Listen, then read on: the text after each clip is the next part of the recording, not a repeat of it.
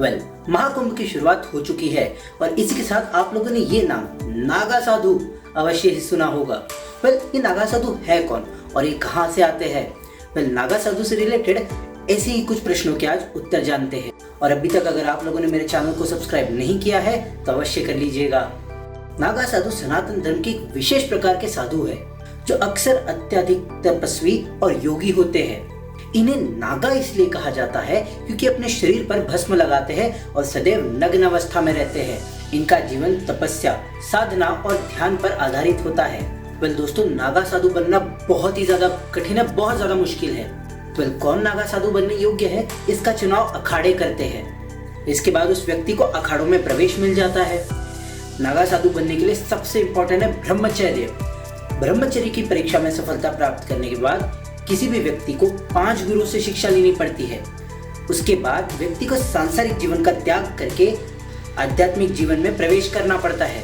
उसके लिए सबसे इम्पोर्टेंट है उनको उनका स्वयं का पिंड दान कर देना होता है।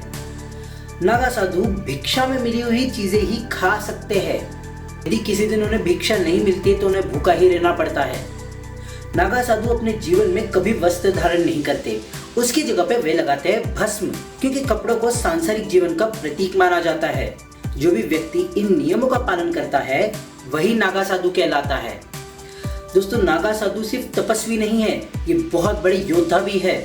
औरंगजेब ने एक स्पेशल आर्मी ही बनाई थी ताकि वह मंदिरों को तोड़ सके, और उन मंदिरों की रक्षा करने के लिए नागा साधु ने कई बार इन सेनाओं को पराजित भी किया है।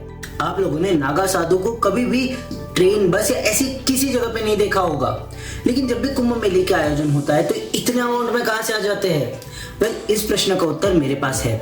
शिक्षा पूर्ण होने के बाद नागा साधु अपने अखाड़ों के आश्रम में रहते हैं। कुछ हिमालय पर तपस्या करने चले जाते हैं तो कुछ गुफाओं में रहते हैं। कुंभ के मेरी इस वीडियो में मैंने अखाड़ों की बात की थी। ये टोटल 13 प्रकार के अखाड़े होते, जिनमें से 7 सन्यासी अखाड़े, 3 वैरागी अखाड़े और 3 उदासीन अखाड़े हैं। और सिर्फ 7 सन्यासी अखाड़ों में ही नागा साधु रहते हैं। पर दोस्तों, ये थी छोटी सी जानकारी नागा साधुओं के बारे में। तो दोस्तों, अगर आपको आज का वीडियो पसंद आया तो लाइक, शेयर, सब्सक्राइब जरूर कर देना, और मिलता हूँ आपको ऐसी ही किसी बेहतरीन वीडियो में। तब तक के लिए राधे राधे।